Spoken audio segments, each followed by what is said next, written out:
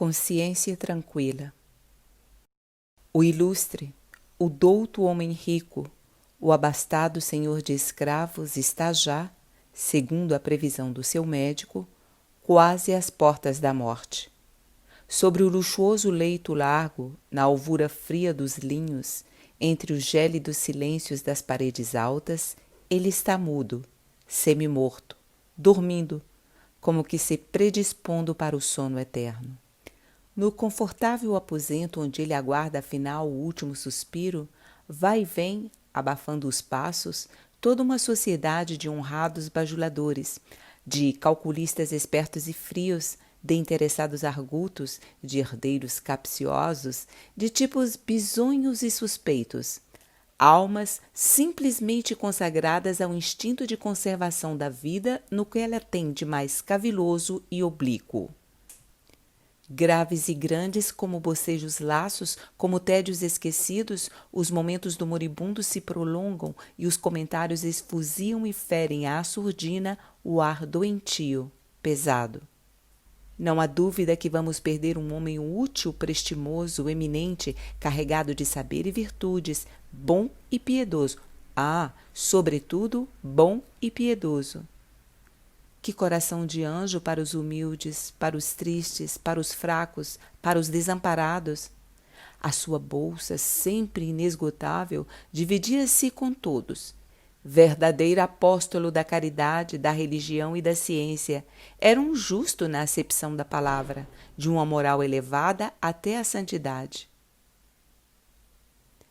Nunca me há de esquecer de como ele foi sempre generoso para essas raparigas miseráveis, gente baixa, que nem ao menos tem a vala comum para cair morta e que ele, afinal, protegia com a sua bolsa e arranjava-lhes noivos entre os pobres diabos da plebe, quando por acaso elas deixavam de ser virgens com ele. De muitas sei eu que ele tornou felizes com seu prestígio, dando-lhe casamentos e dinheiro. Sim, porque outro fosse ele, como esses bandidos que por aí andam, que deixariam as pobrezinhas ao desamparo e com filhos. Ele não. Casava-as logo e assim trazia felicidade aos casais que constituía. Muito, muito justo, sempre foi muito justo em tudo. Homem distinto. Este é dos poucos que podem morrer com a sua consciência tranquila, perfeitamente tranquila. Quem assim falava com esta ingênua malignidade, com esta nova, inédita inocência, com esta terrível e eloquente ironia, por si próprio, no entanto, desconhecida, era um homem de olhos ladinos e gestos sacudidos, próspero, rubicundo, expressão loquaz de ave rapaz, nariz altivo, espécie de sagaz furão de negócios, parecendo estar sempre ocupado em absorver e conhecer, pela atilada pituitária, o ar das coisas e dos interesses imediatos. Num dos dedos da sua mão ágil, pronta, precisa para o assalto à vida, com a medida exata dos grandes golpes ocultos, reluzia a clara gota d'água iriada de um rijo brilhante. Mas o troféu de glórias deste curioso exemplar humano era o famoso e filaucioso cavanhaque, meio diabólico, meio cínico, que ele afagava com gravidade e volúpia, abrindo em leque num gozo particular, como se o cavanhaque fosse o inspirador e o seu oráculo naquela eloquência. Como todo bandido bem acabado, perfeito, como todo o tartufo casuístico, tinha o seu séquito, os seus satélites, que instintiva ou calculadamente ouviam e aprovavam, sempre em silêncio servil, tudo quanto ele dizia e lhe forneciam a manhosa e morna atmosfera feita de rastejantes e vermiculares sentimentos na qual ele vivia à farta, num transbordamento de tecidos adiposos, cevando-se nas lesmentas vaidades e caprichos mesquinhos dos outros, lisonjeando-lhes as pretensões, alimentando-lhes os vícios, devorando-lhes o ar numa verdadeira existência parasitária. Mas agora todas as atenções se voltavam alvoroçadas, ansiosas para o velho moribundo que acordara afinal em sobressaltos, o olhar desvairadamente parado num ponto, como se por um esquisito fenômeno tivesse ressurgido do terror do sono eterno e viesse ainda perseguido por glaciais fantasmas que o arrastavam pelos cabelos e pelas vestes através de uma treva duramente muda e aflitiva. E ou fosse remorso, ou fosse ágido medo da hora extrema, ou fosse mesmo agudo e histérico delírio imaginativo de senil e tábito celerado que vai morrer, o certo é que todos, no auge do espanto, no mais esmagador dos assombros, sem poder conter a súbita e estupenda torrente que lhe foi espumando e jorrando da boca bamba, ouviram este cruel e amorfo monólogo, feito de lama e podridão, de estanho inflamado, de ferro e fogo, de acres e apunhalantes sarcasmos, de ódio e visco, de mordentes perversidades, de chagas nuas, de lacerações de carnes gangrenadas, de soluços e estupros, de ais e risadas, de suspiros e concupiscências baixas, de beijos e venenos, de estertores e lágrimas, tudo rodando, rodando através do pesadelo da morte. Como que a seu pesar um fenômeno desconhecido o transfigurava, punha-lhe na boca a eloquência viva de chamas devoradoras. Ele era, naquele momento, a presa formidanda das correntes da matéria que os mais curiosos e estupendos sentimentos abalavam, como que uma outra natureza, sem ser propriamente, legitimamente a sua, a natureza dos mistérios que paira acima de tudo o que nos é terrenamente acessível, a natureza do incognoscível das esferas, dos maravilhosos ritmos, o inspirava, falava pela voz dele, enchia-o de fluidos prodigiosos, arrebatava-o para um meio sonho e para um meio delírio, onde, contudo, transpareciam faces verdadeiras das coisas já galvanizadas pelo passado. Aquilo era como que o exemplo vivo, iniludível e supremo dessa vaga névoa, dessa bruma de abstrato que há em todo o tangível, do sobrenatural que há em todo o verdadeiro. Ah, lá se vão elas, vejam, lá se vão elas, quantas, eram todas minhas, vinham entregar-se ao meu ouro que tinia, tilintava, tinia com a sua luz sonora. Olhem, lá vão elas, todos aqueles corpos eu beijei, eu gozei, eu depravei, eu saciei.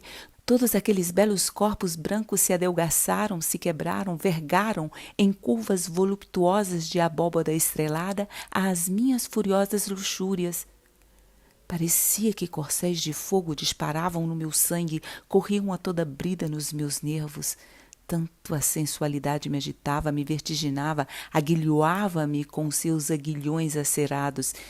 E eram todas virgens, que eu desviei estrábico de gozo, nas formidáveis alucinações da carne. Pois eu tinha o meu ouro que agisse sem demora e mais trouxesse vencidas.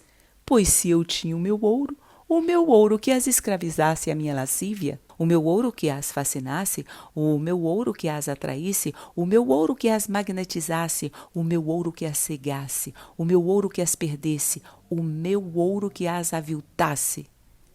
Pois eu tinha o meu ouro? Que mal então que eu comprasse formas de argila com meu ouro de forma de sol? Pois se eu tinha o meu ouro, pois se eu tinha o meu ouro, pois se eu tinha o meu ouro, então, finamente e fluidamente rolando, distendendo pelo leito seus harmoniosos e claros veios de ouro, numa féria de som de alvura e de ouro. E o senil e tábito milionário estava ali como um célebre mago, dominado pelo ritmo alucinante, pela vara magnética deste êxtase de visionário moribundo, pela doentia e sonâmbula superexcitação nervosa, por toda essa vertigem, por todo esse deslumbramento hipnótico, fatal, enlouquecedor do ouro. E ele ria alvarmente uma risada entre amarela e negra que fazia lembrar o fúnebre caixão que o esperava. Todos estupefatos, suspensos diante daquele delirante e sensacional espetáculo que não podiam encobrir nem conter, tinham uma respiração sufocada, os semblantes transtornados, lívidos, tão lívidos que pareciam outros tantos moribundos que ouviam, imóveis, no espasmo de angustioso terror, esse outro sinistro moribundo falando. Agora a porta mais negra e mais ensanguentada se abrira escancaradamente, num rápido rasgão de raio que fende as nuvens ao delírio do cérebro demente do quase morto. Era como se nenhum escrúpulo delicado, sutil, o prendesse mais à terra e aos homens. Se todos os fios e laços das suscetibilidades da alma se houvessem partido, despedaçado, e ele ficasse só nos instintos, à vontade, besta desenfreada, livre de todas as correntes do sensível, sob o impulso primitivo, selvagem, desorientado, animal deserto da simples matéria e da simples carnalidade. Pois não era o meu ouro, só o meu ouro, sempre o meu ouro que comprava tanta carne humana, desprezível, que eu via entrar nas senzalas de volta do leito?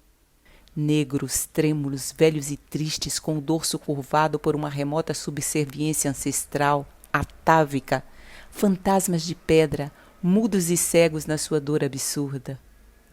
Às vezes era pelos amargos desfalecimentos da tarde, e no fundo denso da noite algumas estrelas espiavam como sentinelas, de olhos acesos e vigilantes, aquela torva massa trôpega e tarda que caminhava como do fundo de um tempestuoso e formidável sonho. Os crânios desconformemente alongados, os perfis com deformações hediondas, talhados à bruta por mãos de gênios rebeldes, infernais, e os olhos envenenados pela mais atroz, bárbara e mórbida melancolia das melancolias. Como que vinham num turvo e amorfo desfilar do centro misterioso da terra, com a cor das trevas primitivas, esqueléticos, cadavéricos, éticos, na assombrosa condensação de todas as criações shakespearianas, arrastando os miseráveis e ensanguentados farrapos das almas. Parecia-me que se cavava, de repente, por toda a extensão do eito, imensa, profunda cova, que essa cova era como velha chaga secular, formidavelmente grande, sinistramente sangrenta, a devorar a carne humana, legiões e legiões de míseros, um fabuloso mar negro e selvagem de corpos e almas amaldiçoadas. E essa chaga tremenda, avassaladora, fatal, e então alastrando, já não sangrenta, mas verde, podre, gangrenada, aberta à monstruosa e purulenta boca verde. Não sei para que sobre-humano horror eu recuava, para que noite caótica de horror animal eu mergulhava, a tremer, a tremer, a tremer. Ficava então de repente com a imaginação dominada por cruéis sobressaltos, com ansiedades, delírios a se vulcanizarem no cérebro. Subiam-me ao cérebro obsessões de loucura, como que os meus pensamentos se agachavam, se encolhiam aterrorizados a um canto do cérebro. Um medo agudo, invencível, que amarrava os nervos. Todo eu gelava, suava medo. E aquela bamba trôpega e tarda massa torva, fenomenal, numerosa, estranha, tão estranha aos meus sentidos apavorados, dava-me a impressão fantástica de abismos que caminhavam, de tenebrosas florestas de corpos cheias de rugidos de feras, de garras, de dentes devoradores, que eu via de repente atirarem-se, arrojarem-se sobre mim, bramindo vingança e despedaçarem-me, estrangularem-me todo. Ao meu espírito aterrado, ao mundo virgem e nunca visto de visões que se me desenvolviam num deslumbrado raio visual, era como se todos aqueles esqueletos negros se reproduzissem, surgissem por toda parte, turbilhões e turbilhões, tumultos e tumultos, matas cerradas, compactas, selvas bravias de esqueletos negros, toda a África colossal ululando e soluçando num ululo e num soluço milenário. E, por sobre todos esses milhões de cabeças tenebrosas, pairava no ar, solenemente, prognosticadamente, sugestionadoramente, como o satânico e sinistro anjo da guarda da negra raça dos desertos, laça e descomunal, lânguida e letárgica serpente, talvez dormindo e sonhando novos e mais maravilhosos venenos com as grandes asas abertas. Eram sobrenaturais esses sofrimentos que assim me remordiam tanto com tamanhos dentes e com tamanhas garras. Deus, a essas horas tão tremendas para minha consciência ali tão humilhada, batida, cobarde de terror diante daqueles negros espectros, onde estava Deus? para trazer-me um alívio, um consolo, para ter piedade de mim, para dar-me de beber da fonte clara, fresca e suave da tranquilidade, para saciar a sede de humildade, de pobreza, de simplicidade, a sede devoradora que me incendiava, a mim, a gula viva do ouro, a mim, a gula viva da sensualidade, a mim, a gula viva do crime. No entanto, que risadas satânicas, diabólicas, que satisfação perversa me assaltava quando o feitor bizarro, mefistofélico, de chicote em punho, lanhava os miseráveis e lindos corpos de certas escravas que não queriam vir comigo. Lembro-me bem de uma que mandei lanhar sem piedade. A cada grito que ela soltava, eu gritava também ao feitor, lanha mais, e o bizarro feitor lanhava. O sangue grosso e lento como uma baba espessa ia formando no chão um pântano onde os porcos vinham fuçar regaladamente. Com que febre, com que alucinação inquisitorial eu gozava essas torturas, até mesmo às vezes via-me possuído de um extravagante desejo animal, de um desejo monstro de beber como os porcos todo aquele sangue. Lembro-me também de outra bestialmente grávida, prestes a ser mãe, a quem eu, para saciar a minha sede feroz de ciúme, a minha sede de raiva, a minha sede de concupiscência suína, mandei aplicar 500 chicotadas, enquanto os meus dentes rangiam na volúpia do ódio saciado. Desta foi tamanha e tão atroz a dor, tão horríveis as contorções, enroscando-se como serpente dentro de chamas crepitantes, que esvaiu-se toda em sangue, a abortou de repente e ali mesmo morreu logo. Felizmente, lembro-me bem, com a boca retorcida numa tromba mole, espumando roxo e 2 lágrimas profundas a escorrerem-lhe no canto dos olhos vidrados.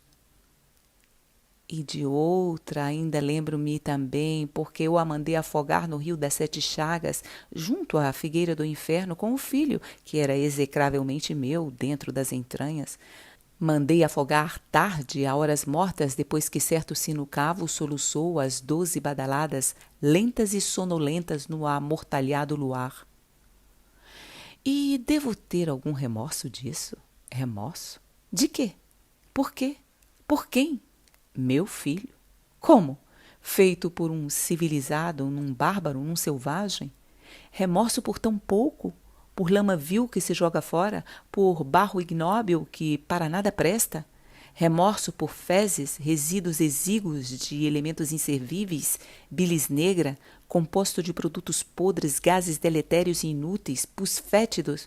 Pois por essa asquerosa e horrenda coisa que se formou e ondulou misteriosamente sonâmbula nas entranhas pantéricas de uma negra, hei de ter, então, remorso? Hei de ter, então, remorso? E os 4 enforcados da encruzilhada do engenho, com as hirtas línguas de fora, por uma noite de trovões e relâmpagos, oscilando nos galhos das árvores como o pêndulo da morte?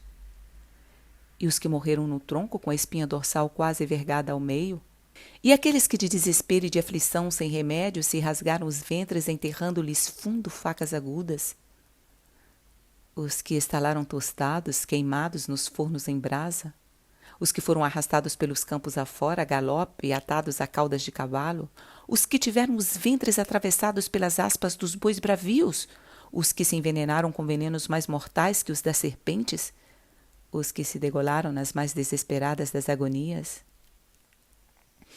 E aquela negra terrível que morreu louca, abraçada ao filho pequeno, dando-lhe alucinadamente de mamar, nua, toda nua, com o seio a escorrer leite e ao mesmo tempo a escorrer sangue pelas feridas de 370 e tantas chicotadas, com os olhos esbugalhados a olhar-me muito, a olhar-me sempre. Parece que ainda horrivelmente a olhar-me agora, a perseguir-me, a cortar-me de pavor como uma lâmina gelada e penetrante. E aquele negro de 100 anos, morfético, inchado, como um sapo enorme, manimpanso senil, a quem eu arranquei os 2 olhos com a ponta de uma verruma, enquanto ele urrava e escabujava de dor, como um tigre apunhalado. E isto em pleno eito, no meio-dia de ferro e fogo que cortava e queimava por um sol dilacerante, devorador como as feras enfaimadas, sanguinolentas, e eu arranquei-lhe os olhos, enterrando-lhe fundo a verruma, sem piedade, depois de já lhe haver aplicado por todo o corpo apodrecido e chagado pela morféia 600 vergalhadas de pulso musculoso e rijo e de relho forte, aberto em 30 pernas, terminando em agudos pregos nas pontas. Ah, como o velho manipanso se retorcia, espumava, gania, mordia a língua, soltava píntios por entre os torvelinos, os círculos vertiginosos, desvairados das 30 pontas aguçadas das pernas rígidas do relho. E ainda aquele outro negro decrépito, de uma boçalidade caduca, cego, mudo e idiota, completamente cego e mudo, que foi encontrado morto no corral dos porcos, a cabeça fora do tronco, inteiramente decepada a machado, os órgãos genitais dilacerados. Remorsos eu então de toda essa treva trágica, de toda essa lama de crimes apodrecida? Como remorso? Pois não era do trono do meu ouro que eu estava rei soberano, assim com o cetro do chicote em punho, coroado de ouro, arrastando um manto de púrpura feito de muito sangue derramado? Remorso? De quê? Se o meu ouro tudo lavava, vencia, subjugava a todos e a tudo, emudecia a justiça, tornava completamente cerviz e de pedra os homens, fazendo de cada sentimento um eunuco? A estas palavras, como que pareceu haver um certo movimento de protesto, de altivez revoltada na pasmada assembléia que ouvia, quase que um vago vento de indignação passou.